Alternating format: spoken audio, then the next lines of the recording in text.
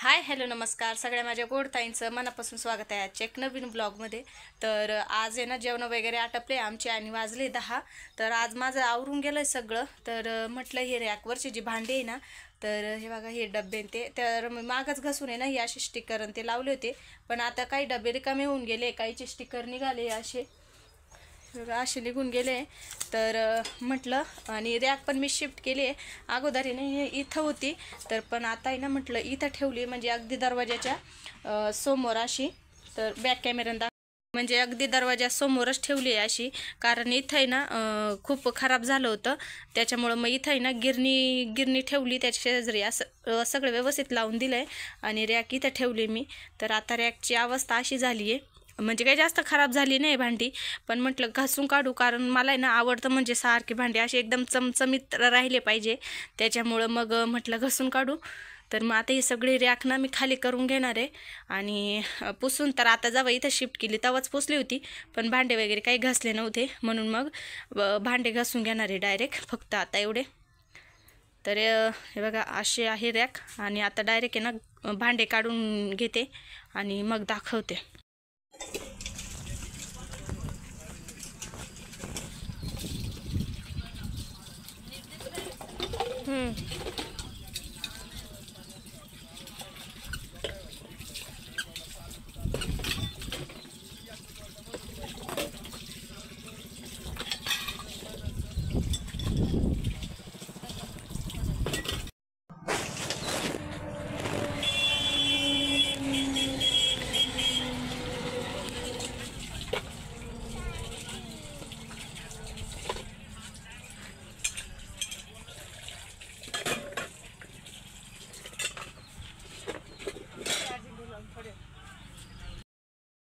तर आहे ना इथे ना आंबे आणलेले होते घरात, तर मग पोरांना आणि आमच्यासाठी ना थोडासा आमरस आणि शेवया केल्या होत्या, आणि तेच आम्ही सगळे म्हणजे पोरं पण आणि मी खात होतो.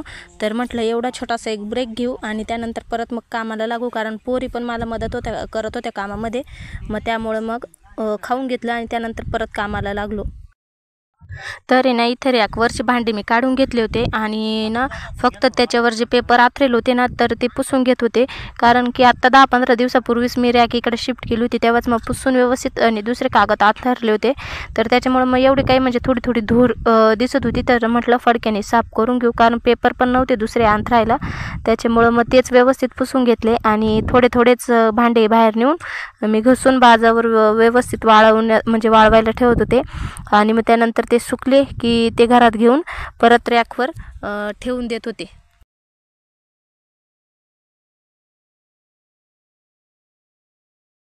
तर आहे ना इथे ना भांडे तर घसून झाले होते, खालचे 3 कप्प्यांमधले, पण वरचे डब्बे बाकी होते. तर मी ते बाहेर वाळत ठेवले होते, तोपर्यंत घरातले हे डब्बे ते काढून देत होते पोरींना. तर त्या खूप मदत करते, असं जर मी काही आवरायला काढलं आणि त्यांना खूप आवडतं म्हणजे माझ्यासोबत काम करायला. तर त्याच्यामुळं मग त्या दोघी 2 नंबरची जी ज्ञानेश्वरी ना, ती तर कायम माझ्यासोबत राहतीच. तर मग ती भांडे आणून देत होती बाहेरून, आणि मी इथे ना व्यवस्थित लावत होते, कारण तिला जमलं नसतं ते. त्याच्यामुळं मग कुठं काय ठेवायचं ते पण. तर मग त्याच्यामुळं मग मी लावून देत होते, आणि डब्बे ते काढून वरचे जे हे होते कडप्पे, तर ते पण व्यवस्थित पुसून घेत होते.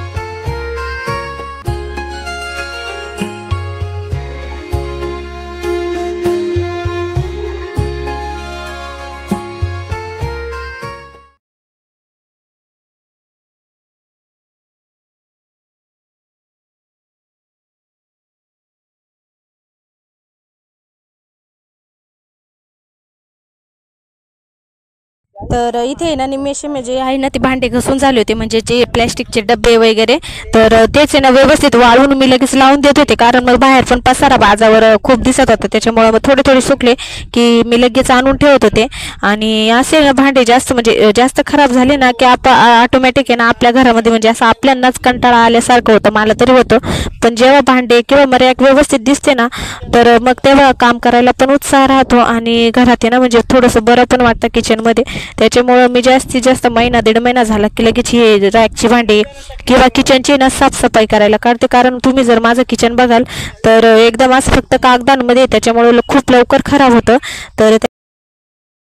तर फायनली आपले रॅकचे जे भांडे आहे ते घसून झाले माझे, आणि सगळे घसून व्यवस्थित लावले. आणि हे डबे काही घसले नाही, कारण वावरात पण जायचे, मिस्टर वावरात काम करू राहिले, एकटेच येते, त्याच्यामुळे म्हटलं मग आता हे एका दिवशी नंतर घसल. आणि पावसाचं पण वातावरण झालं, त्याच्यामुळे फक्त इथून एवढे खालीच घसले. तर सगळे व्यवस्थित आहे ना उन्हात ठेवले होते बाहेर बाजावर, सुकले का लगेच घरात आणून ठेवायचे.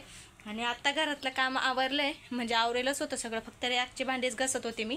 तर आता जाते वावरात मिस्टरांकडे, त्यांची थोडीशी मदत करते आणि मग येते घरी. तर चला आता वावरात जाते पहिले.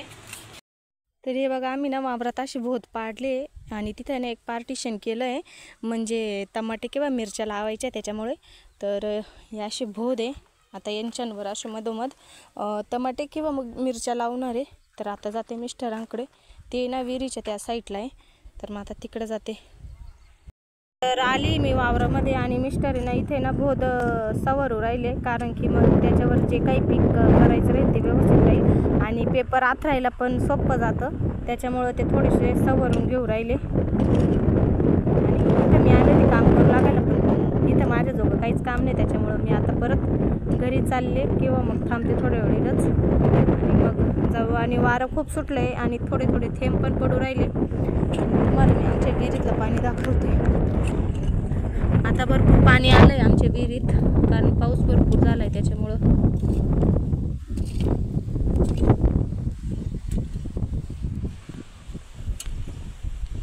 इकडं पा. तर चला आजचा ब्लॉग एवढाच होता. तुम्हाला कसा वाटला कसा नाही नक्की कमेंट करून सांगा, आणि भेटूया उद्याच्या एक नवीन ब्लॉगमध्ये. तोपर्यंत सर्वांना बाय बाय.